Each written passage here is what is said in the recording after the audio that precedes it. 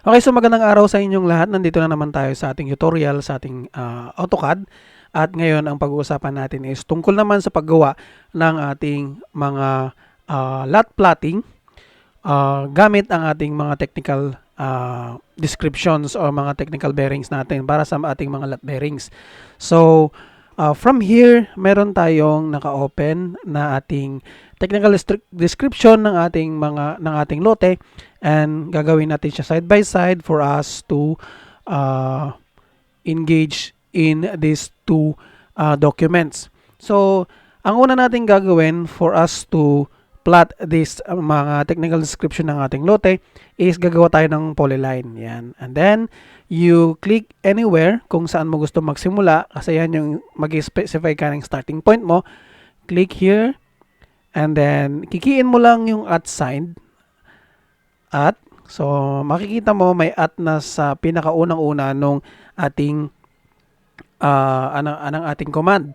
So from there you have the 8.8 meters meters. So yung unang ikikiin mo is yung distance muna, and then next is yung lot bearing. So 8.88 and then tab lang natin, tab. So meron kayo dyang south 86 degrees, 6 minutes and 4 seconds west. So yun yung ikikiin nyo, S 86 degrees. So sa AutoCAD D yung ginagamit, hindi siya yung degree sign na parang bilog. So 6 minutes and 4 seconds west. Yan. And then click enter. So yan yung unang point natin. Masyadong malaki yung natin, yung line natin. So yan yung unang point natin. And then from there, at sign ulit, at, and then 38.68, 38.68, and then tab, south 83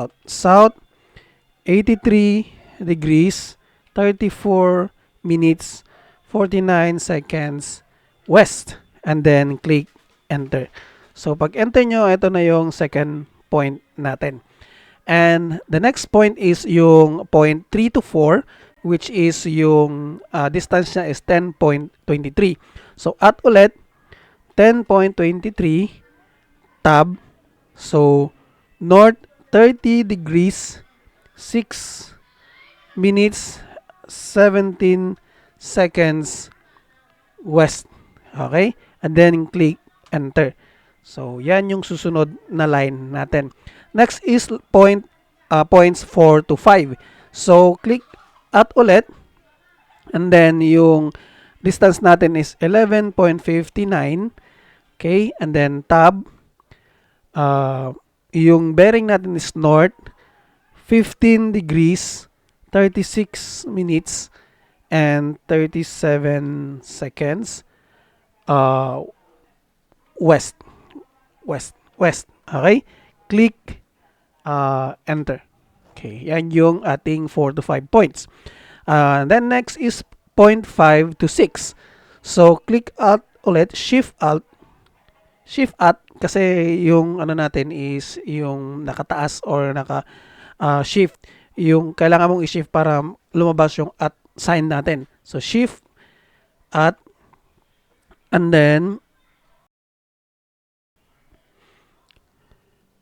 5 to 6 yung point natin is supposed to be 17.51 yung kanyang distance. Tab, north 4 degrees 42 minutes and 38 seconds east naman siya ngayon. Ayan yung 5 to 6 natin, east. Then click enter. So yan yung ating 5 to 6 point. Next is 6 to 7, points 6 to 7. So at ulit, and then yung distance natin is 10.55, tab, and then north 28 degrees 37 minutes 20 seconds east. Yan. Enter. And then next is 7 to 8. At ulit 9.21,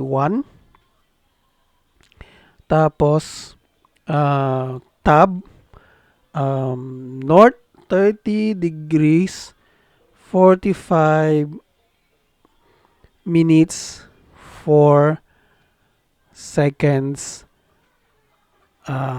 east. Ayan, east. Enter. Next is at ulit. Yung distance is 7.99. Tab. And then yung ating 7.99. And then yung ating bearing is north 44 degrees, 53 minutes, 11 seconds, east. And then click enter. And then shift yung at ulit. At ulit.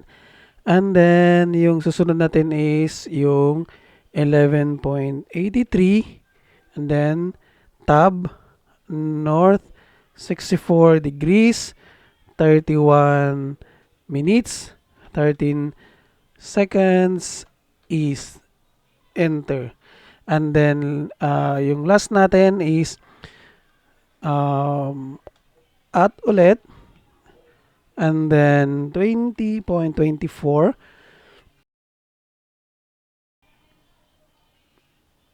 Tab. And then yung bearing natin ng north 87 degrees, 2 minutes, 51 seconds, east. Click enter ulit. Yan yung dulo natin. And since yung dulo natin is 11 to 1 na, kasi hindi ko na nilagay yung kanyang lat bearing yan sa ka-distance kasi hindi naman actually nagko-close yan pag dun sa ating mga lat bearings.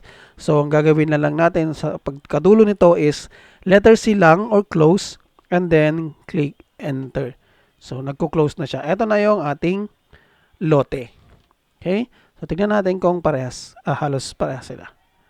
So, we have 1, 2, 3, 4, 5, 6, 7, 8, 9, 10, and 11. Okay? Ganyan gumawa nung lat bearing natin. The other way around is gagamit tayo ng ating Excel file. Ito, Excel file na to. So, open ko tong Excel file na to. And then, you will come up with this this formula. Okay? So, kailangan nyo lang i-key-in yung ating yung ating bearing, lat bearing dito. Okay, kung paliitin natin. So, you have kiniin ko na kasi yung ating lat bearings. So, ilalagay mo lang dito, may drop down yan kung south or north siya. And then dito naman sa east and west is east and west lang. And then ilalagay mo yung degrees, yung 86 degrees and 6 minutes. Ito lang din naman. So, huwag nyo nang pakialaman kung kung wala yung seconds, okay lang din naman yan. So, pagkalagay nyo dyan, lahat ng bearing niya, lalabas itong mga na to, yung mga command na to. So, ang gagawin lang natin is, okay, para maipakita ko kung paano yung ginawa natin. So, south, okay, south, of course, south yung lalagay mo. And then, here is 86 degrees, 86. Key-in mo lang yung 86. 86. And then, yung ating minutes is 6 minutes. And then, ilalagay mo yung ating west dito. So, halimbawa, ito yung ilalagay ko dyan. Okay? So, south, 83. Kung makikita nyo, magbabago yung nasa dulo. Yan, nagbago siya, di ba? And then, 34 minutes. Yon. So, nagbago yung ating south, 83 degrees and 34 minutes west. So, control Z na lang natin yan para bumalik siya dun sa dating pagkakagawa ng ating technical description. Ngayon, ang gagawin natin dito is i-control C natin to. Copy paste natin to. Control C yan. Tapos, balik tayo dito sa AutoCAD. And then, kailangan mo i-click yung polyline. Pag-click mo ng polyline, click mo din kung saan yung starting point niya. Pag-click mo ng starting point niya, balik ka dito sa ating, palakihin natin to. Okay, balik ka dito sa ating command line. Ay, nawala. So, balik tayo dito, gawin nating polyline. Click kung saan mo gustong ilagay. And then, select mo tong sa command line and then control V mo na lang. Yan. Pagka control V mo, agad-agad, mayroon ka na nung katulad nung ginawa natin kanina. Ang bilis, di ba? And then, the last thing that you need to do is i-close na lang siya. Close, letter C lang, and then click.